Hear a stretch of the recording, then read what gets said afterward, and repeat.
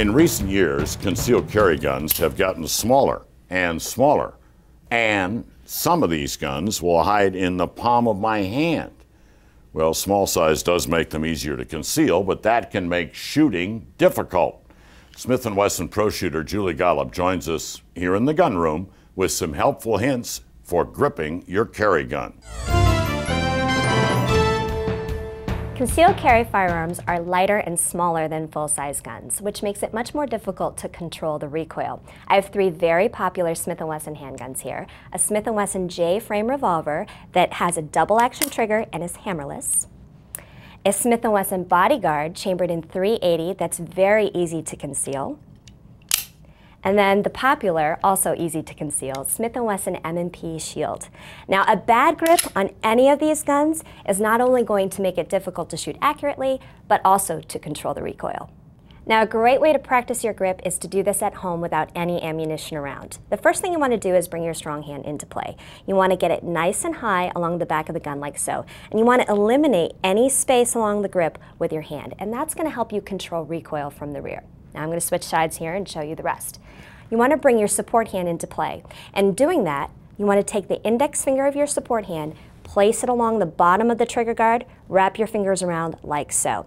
Now notice where my left hand thumb is. It's right along the frame of the gun, and that's for two reasons. It's going to help me control recoil from the front, and it's also going to make sure that I don't have my thumb along the back of the slide, because that could be a bad thing. Now finally, the last thing you want to pay attention to is how your hands come together. If you have any space here, the gun is going to recoil a lot more. So you want to tighten up and make sure you eliminate any space between your thumbs and your hand. Now let's talk about the revolver. I want to get a good high grip on the back of the revolver, just like I would with a semi-auto, but the difference is where I'm going to put my thumbs. Now with a semi-auto, I placed it along the frame just like this, and I don't want to do that with a revolver because I don't want to interfere with how the cylinder works, and I could possibly get burned. So the technique I like to use is called a thumb over thumb technique, and I'm going to bring my left hand thumb and wrap it around my right hand thumb just like so. Now, how hard do you grip the gun? Well, that all depends on how powerful the caliber is. So I like to get a good firm grip with my strong hand, and then I pinch with my left hand just like so, so that I have both hands working together.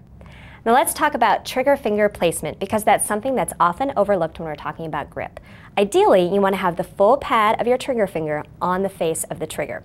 By only placing the tip of your finger on the trigger, you may not have enough strength to pull the trigger straight back to the rear. Add a little bit more on the trigger and you can pull it back consistently and smoothly. You want to practice your grip and your trigger finger placement on the gun at home without any ammunition. Try it over again, make adjustments as necessary, and then you'll be ready to head to the range.